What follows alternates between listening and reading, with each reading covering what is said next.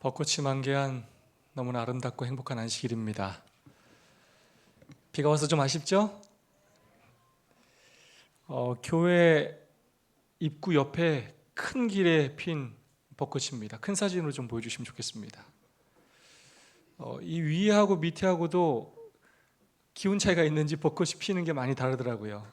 벚꽃이 아주 예쁘게 만개하였습니다. 우리에게 이토록 아름다운 꽃 선물을 주신 하나님께 진심으로 감사를 드립니다. 인테리어 공사가 거의 마무리 단계에 있습니다. 올라가 보신 분들은 아시겠지만 교회가 많이 변했죠? 봄꽃도 예쁘지만 저는 하루하루 변해가는 저희 교회가 얼마나 더 예쁘고 좋은지 모르겠습니다. 이토록 좋은 교회와 성도를 주신 하나님께 진심으로 감사를 드립니다. 이 안식을 우리의 온 마음과 정성을 다해서 하나님의 은혜에 감사하고 찬양할 수 있기를 간절히 소망합니다. 옆 사람과 사랑과 소망을 당하면서 오늘도 인사하고 있어야 하겠습니다. 하늘까지 함께 갑시다 라고 서로 인사해 주시면 감사하겠습니다.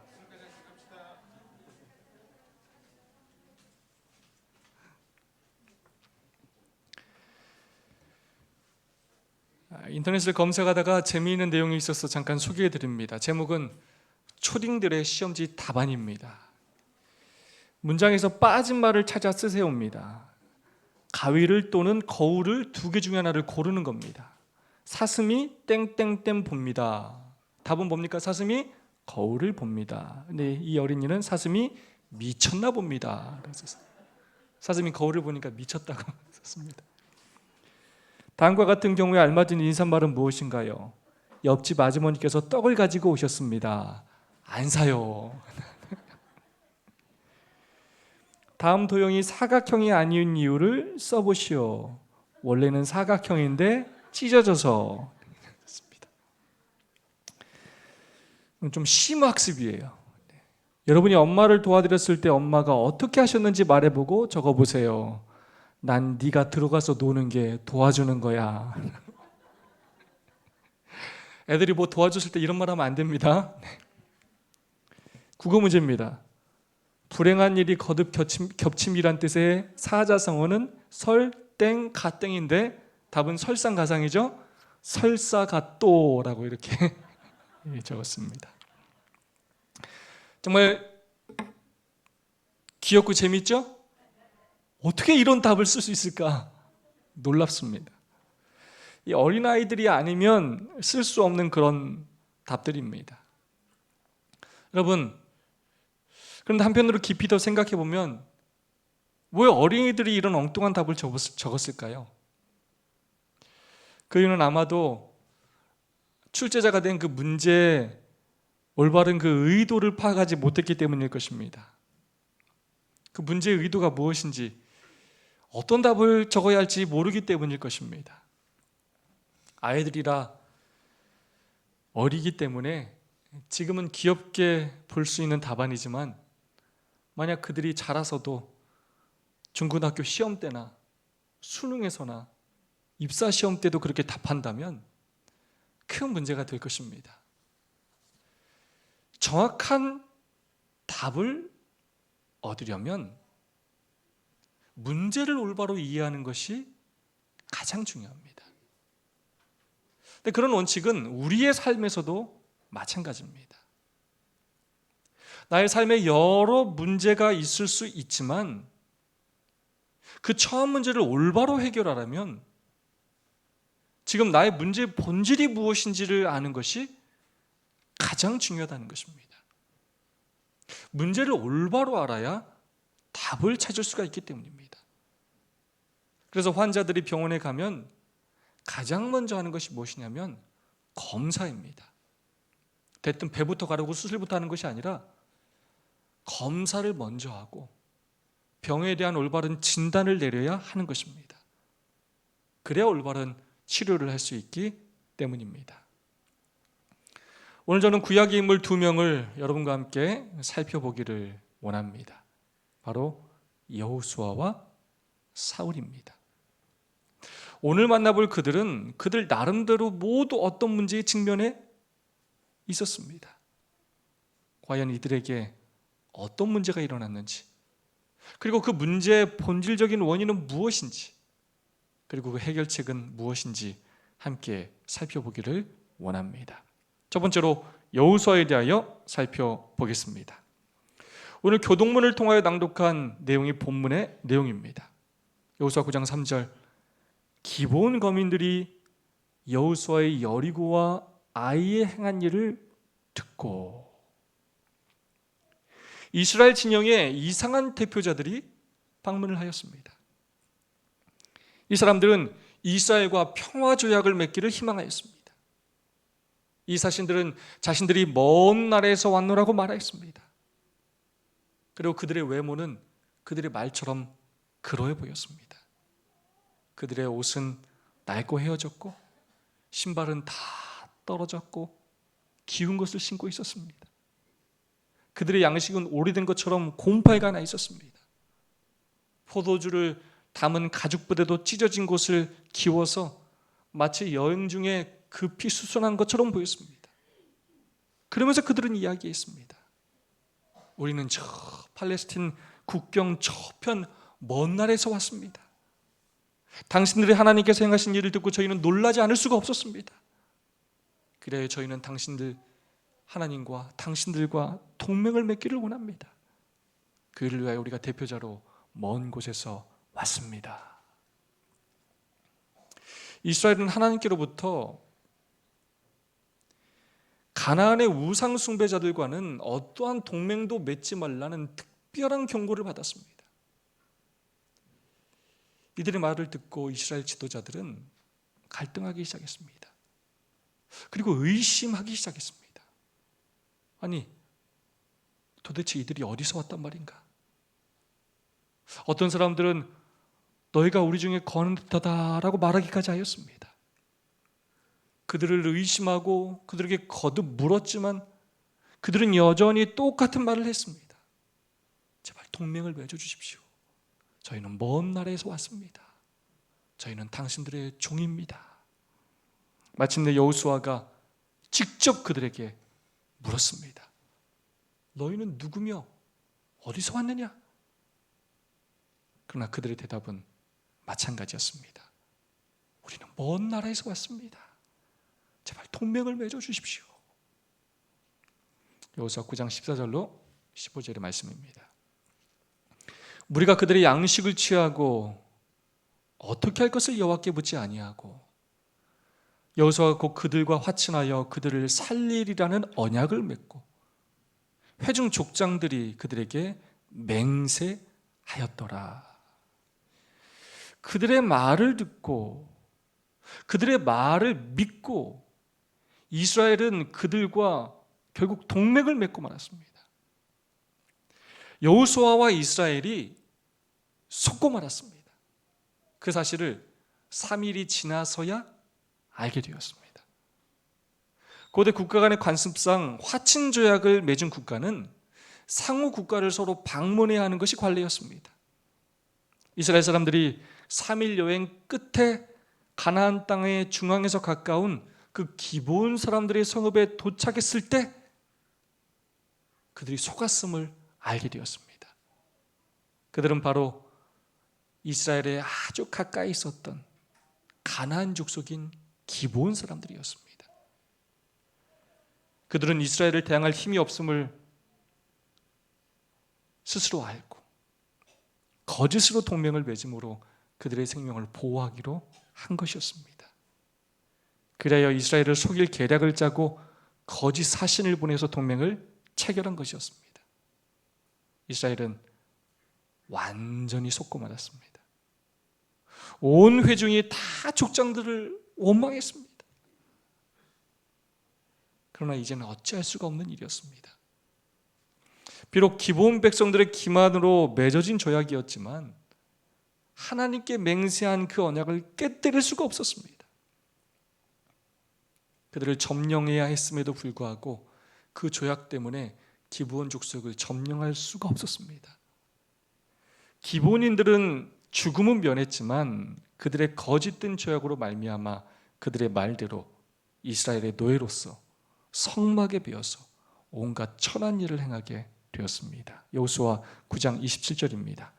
그날에 여호수아가 그들로 여호와의 택하신 곳에서 회중을 위하여 여호와의 단을 위하여 나무 패며 물 깃는 자를 삼았더니 오늘까지 이르니라.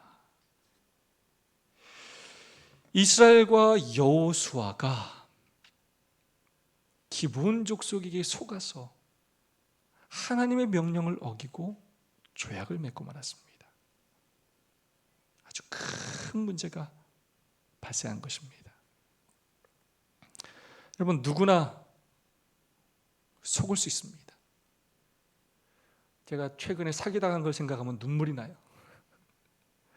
여러분 중에서도 사기를 당해본 분이 분명히 있을 것입니다. 중고나라에서 최근에 가장 많이 일어나는 사기는 뭐냐면 물건을 사기로 하고 돈을 입금했는데 뭐가 배달되냐면 벽돌이 배달이 돼요. 여러분, 벽돌이. 주변에 사기를 당하는 사람들을 보면 똑똑하다고 안 속는 것은 아닌 것 같습니다. 경험이 많다고 안 속는 것은 아닌 것 같습니다. 이 사기칠 사람이 마음만 먹으면 웬만한 사람은 다 속일 수 있는 것 같습니다.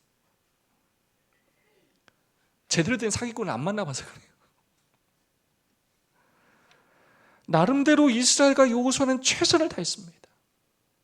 그냥 조약을 맺은 것이 아니었습니다. 그들에 대해서 의심했습니다. 그리고 지도자들은 여러 번 그들에게 질문을 했습니다. 그런데 결국 그들이 속았다는 것입니다. 그리고 결국 원치 않는 동맹을, 맺어서는 안 되는 동맹을 맺게 되었다는 것입니다. 오늘 그들이 속았다는 그 결과보다 더 중요한 사항이 있습니다. 그들이 왜 속았느냐 하는 것입니다. 그들의 문제의 본질이 무엇이냐 하는 것입니다. 단순히 속아서 계약을 맺은 것이 문제가 아니라 또 본질적인 문제가 그들에게 있었다는 것입니다. 성경은 그 본질적인 문제에 대하여 정확하게 지적하고 있습니다. 어떻게 할 것을 여호와께 묻지 아니하고. 여러분, 왜 속았다고요? 왜 잘못된 결정을 하게 되었다고요? 그들이 노력하지 않아서가 아니에요. 그들이 고민하지 않아서가 아닙니다. 그들이 신문하지 않아서가 아니에요. 그들이 최선을 다하지 않아서가 아닙니다. 기본 사람들이 사기를 잘 쳐서가 아니에요. 속은 이유는 바로 그들이 어떻게 할 것을 여호와께 묻지 않았기 때문입니다. 하나님의 인도하심과 도우심을 구하지 않았기 때문입니다. 그들이 인간적인 방법은 다 동원했어도 하나님께 묻지는 않았습니다. 그들의 최선을 다했어도 하나님께 도움을 구하지는 않았습니다. 어떻게 할 것을 여호와께 묻지 아니하고. 그 훌륭했던 영적인 지도자였던 여호수아가 왜 그런 실수를 범했을까요? 왜 여호수아가 그때 기도하지 않았을까요? 사실 자신이 조금만 벅찬 상대를 만났을 때 사람들은 간절히 하나님께 매달립니다. 어려운 일을 만나면 매달려요. 그러나 조금 약한 상대를 만나거나 하찮은 일이라고 생각되면 대부분 자만합니다. 하나님께 매달리지 않습니다. 경험을 의지하고 자신의 지혜를 의지합니다. 경험이 쌓이면 쌓일수록 사람들은 그럽니다. 큰 성 여리고를 정복하고 나서 작은 성이었던 아이성 정복에 실패한 것도 마찬가지 이유였습니다. 방심했습니다. 기도하지 않았습니다. 하나님께 간절히 의지하지 않았습니다. 별 볼 일도 없어 보이고 먼 곳으로부터 종이 되고자 화친하러 왔던 그들을 보고 긴장을 풀었어요. 우쭐한 마음까지 들었습니다. 그래서 그는 기도하지 않았습니다. 하나님을 의지하지 않았습니다. 이들이 뭐 그리 큰 적일까 하고 깊이 생각하지를 않았습니다. 이게 뭐 하나님의 뜻에 어긋나는 일일까 하고 깊이 생각하지 않았습니다. 이 정도야 뭐 내 생각대로 해도 되겠지 하고 깊이 생각하지 않았습니다. 스스로 생각하였고 스스로 결정하였습니다. 그래서 그들은 결국 낭패를 당하고 말았습니다. 결국 속고 말았습니다. 어떻게 할 것을 여호와께 묻지 아니하고. 이것이 바로 여호수아가 속임을 당하여 계약을 맺었던 본질적인 문제입니다. 두 번째, 사울에 대하여 살펴보겠습니다. 성경 사무엘상 28장은 사울이 엔돌의 신접한 여인을 찾아가는 내용이 나옵니다. 사울은 당시에 여러 가지 문제에 직면해 있었습니다. 의지했던, 믿었던 사무엘 선지자가 죽게 되었고, 다윗과는 아직도 갈등 관계에 있었습니다. 그런 상황에서 블레셋 사람들과 전쟁을 치르게 되었습니다. 눈앞에 진을 치고 있는 블레셋 군대를 보고 사울은 두려워 떨게 되었습니다. 그의 마음은 심히 다급하였습니다. 누군가의 도움이 아주 절실히 필요한 상황이었습니다. 의지할 대상이 너무나도 필요한 시점이었습니다. 하나님께 도움을 청해 보려고도 했지만 아무런 응답이 없었습니다. 왜냐? 그가 회개하지도 않았고 겸손한 마음과 간절한 마음으로 요청하지 않았기 때문이었습니다. 그래서 그가 한 일이 무엇이었느냐? 바로 엔돌의 신접한 여인을 찾아간 일이었습니다. 강신술, 사단을 의지한 일이었습니다. 역대상 10장 13절로 14절 말씀 다 함께 봉독해 보겠습니다. 시작.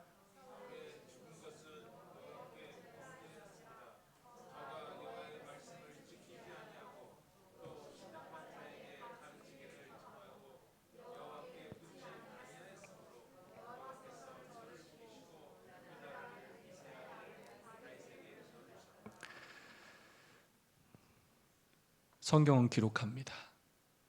사울이 죽은 이유는 바로 여호와께 큰 죄를 지었기 때문이고 여호와의 말씀을 지키지 아니하였고 신접한 자에게 가르치기를 청했기 때문입니다. 그렇게 말하면서 또 본질적인 사울의 문제를 성경은 지적을 합니다. 하나님께서 그를 버리신 이유와 그가 죽은 이유, 그리고 왕위가 다윗에게로 넘어간 이유는 바로 여호와께 묻지 아니하였기 때문이라는 것입니다. 이것은 단순히 이번 한 번만의 일이 아니라는 것입니다. 그가 왕으로 있는 동안 그는 여호와께 묻지 않았어요. 자기가 할 일을 이미 다 정해놓고 결심하고 있었어요. 하나님의 의견을 구하지 않았어요. 말씀에 순종하지 않았습니다. 여호와께 묻지 않았습니다. 자기 마음대로 엉뚱한 것을 의지하며 살았습니다. 사울의 그 본질적인 문제는 전쟁에 직면한 것도, 전쟁에서 진 것도, 다윗과의 긴장 관계도 아닙니다. 바로 매 순간 여호와께 묻지 아니한 것입니다. 하나님을 의지하지 않았다는 것입니다. 하나님의 인도하신 대로 살지 않았다는 것입니다. 자기 마음대로 살았습니다. 삶의 형편과 처지대로 그렇게 살았습니다.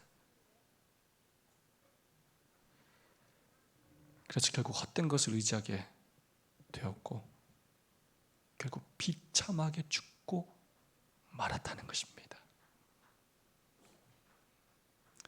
이것은 단순히 기도하지 않았다의 의미를 넘어섭니다. 기도하는 사람이 있는데 이미 기도할 때 자기가 뜻을 다 정해놓고 기도하는 사람이 있어요. 하나님한테 묻는 게 아니라 하나님한테 뭐 한다고요? 통보해요. 통보. 내가 이렇게 기도하니까 이렇게 해주세요. 하나님 어떻게 해야 합니까를 묻는 게 아니라 통보를 해요. 나는 못해요. 이렇게. 전 이렇게 하겠습니다. 저를 도와주세요. 그에 비해 다윗은 완전히 달랐습니다. 요즘 성경 통독 범위에 계속 나오고 있습니다. 크게 보여주시면 감사하겠습니다. 사무엘하 2장 1절 다윗이 여호와께 물어가로되, 5장 19절 다윗이 여호와께 물어가로되, 5장 23절 다윗이 여호와께 묻자온대. 다윗은 거의 모든 일을 하나님께 물었습니다. 하나님 어떻게 합니까? 올라가야 됩니까? 싸워야 합니까? 다윗이 언제 범죄하느냐? 여호와께 묻지 않을 때 범죄. 그래서 다윗을 성경은 하나님의 마음에 합한 자다라고 평가하고 있는 것입니다. 어떻게 할 것을 여호와께 묻지 아니하고.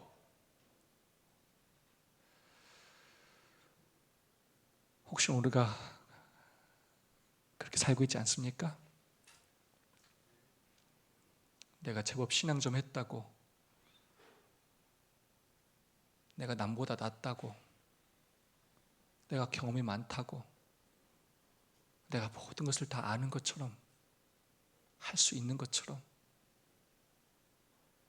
자기의 뜻으로 이미 다 정해놓고 판단하고 여호와께 묻지 않은 채 내 뜻대로 살고 있지 않습니까?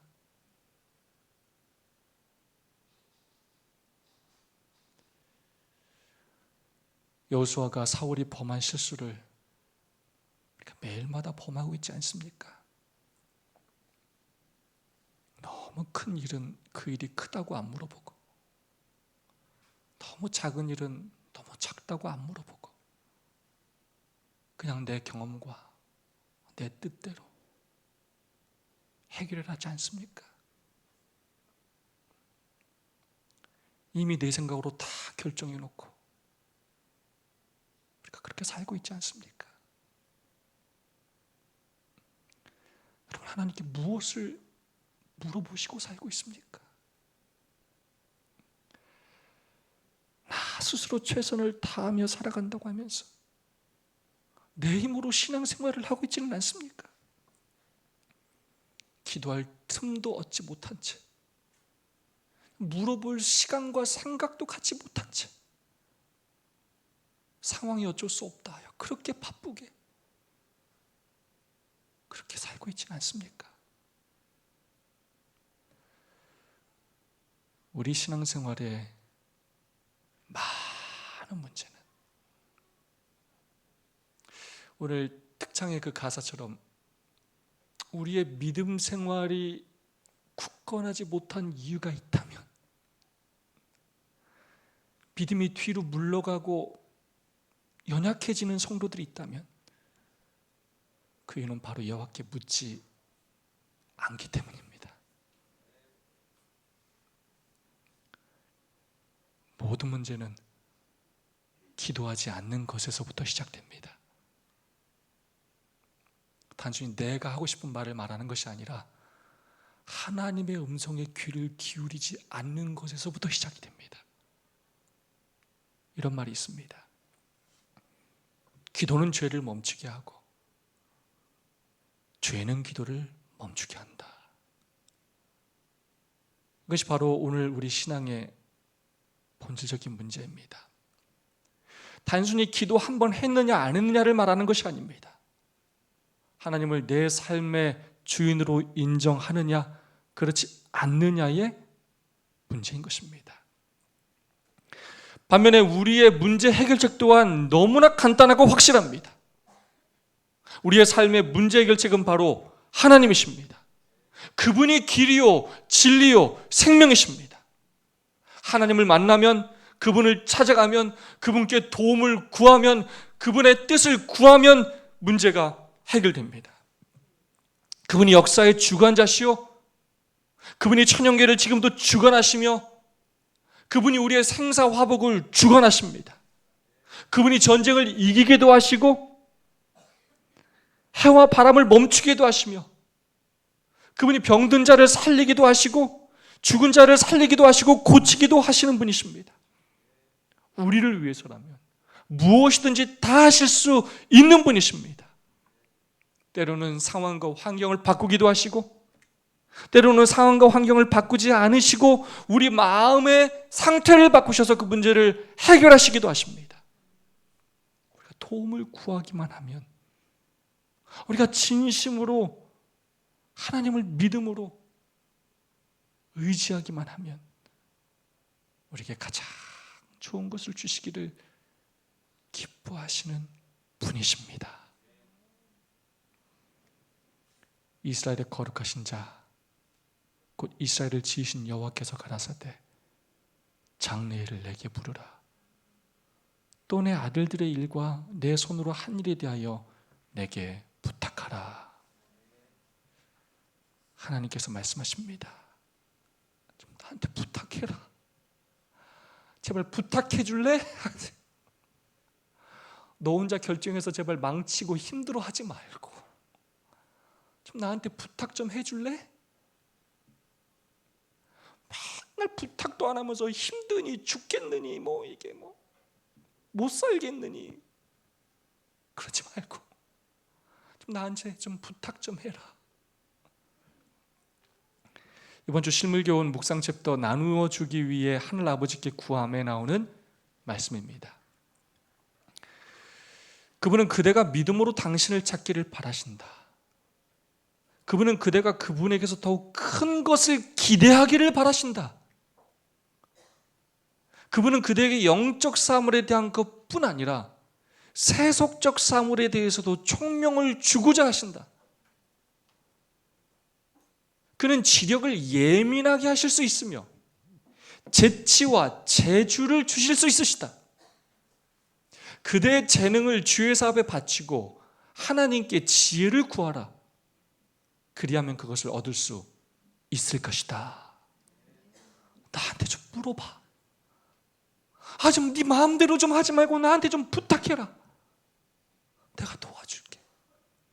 내가 좀 가르쳐줄게. 내가 너한테 더 좋은 선물을 주고 싶다. 너한테 좀 총명을 주고 지력을 좀 예민하게 해주고 재치와 좀 재주를 주고 싶다. 제발 나에게 좀 물어봐라. 내가 널 도와줄게. 나는 너희들이 나한테 도움을 구하러 오기를 기다리고 있는데, 그래서 너희들에게 새 길을 주고 피할 길을 주고 축복을 주고 싶은데 너희는 왜 하나도 물어보지 않고 너희 마음대로 다 결정하고 판단하고 안 된다고 하고 내 말에 불순종하느냐? 너희가 나한테 안 오면 누가 나한테 구하러 오겠니?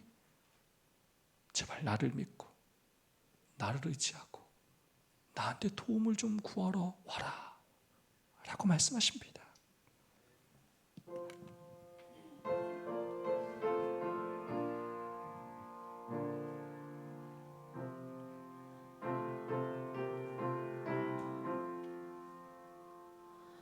죄지 못한 우리 구주 어찌 좋은 친구인지 걱정 근심 모든 것을 고한 사람 복 받네. 주께 구지하는 고로 복을 얻지 못하네. 사람들이 주님 앞에 어찌 아니고 하나. 시험 걱정 모든 괴로 없는 사람 누군가. 부질없이 낙심 말고 기도드려 고하세.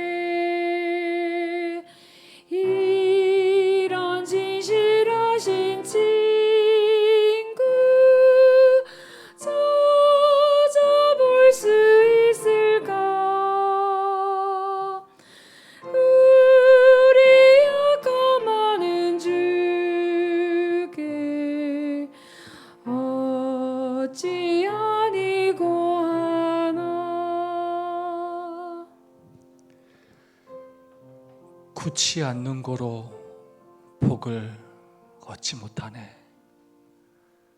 사람들이 주님 앞에 어찌 아니고 하나.